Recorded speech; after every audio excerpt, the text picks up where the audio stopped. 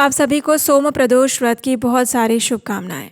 भगवान शिव और माता पार्वती की विशेष कृपा आप और आपके परिवार पर बनी रहे, यही प्रार्थना करते हैं।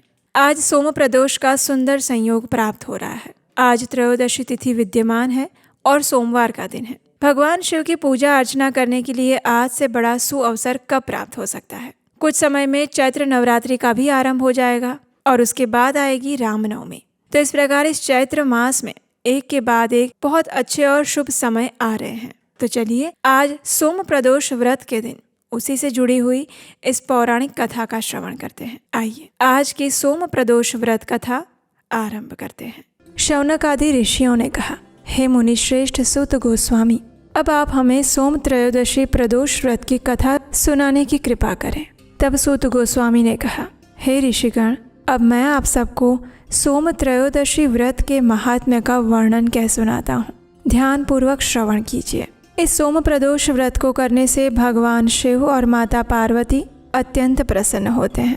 प्रातः काल में स्नान इत्यादि दैनिक कर्मों से निवृत्त होकर भगवान शिव और माता पार्वती का ध्यान करके उनका पूजन करना चाहिए और उन्हें अर्घ्य अर्पित करना चाहिए। ओम नमः शिवाय इस मंत्र का 108 बार जप करना चाहिए और उसके बाद भगवान शिव की स्तुति करते हुए इस प्रकार कहना चाहिए, हे भगवान, मैं इस दुख से भरे संसार सागर में गोते खा रही हूँ। मैं ऋण के भार और ग्रह दशा से पीड़ित हूँ। हे कृपालु, मेरी रक्षा करें।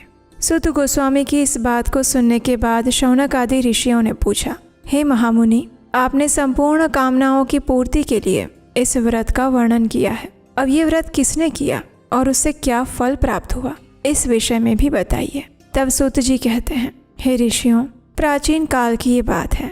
एक नगर में एक ब्राह्मणी निवास करती थी। उसके पति का देहांत हो चुका था। उसका कोई सहारा या आश्रय नहीं था और इसीलिए प्रातः काल होते ही वो अपने पुत्र के साथ भिक्षा मांगने के लिए निकल पड़ती थी।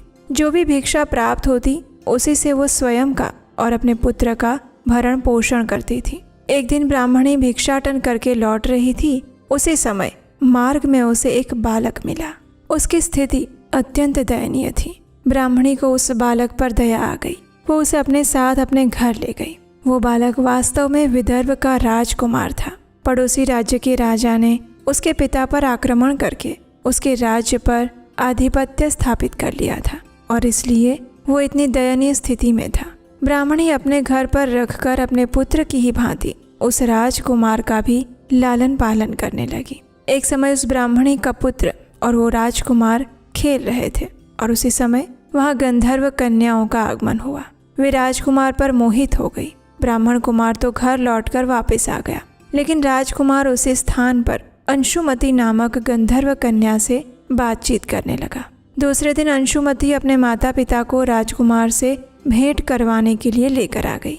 अंशुमती के माता पिता भी राजकुमार को देखकर अत्यंत प्रभावित हुए। कुछ दिवस बाद अंशुमती के माता पिता को भगवान शिव ने दर्शन दिए और उन्हें अपनी कन्या का विवाह राजकुमार से करवाने का आदेश दिया।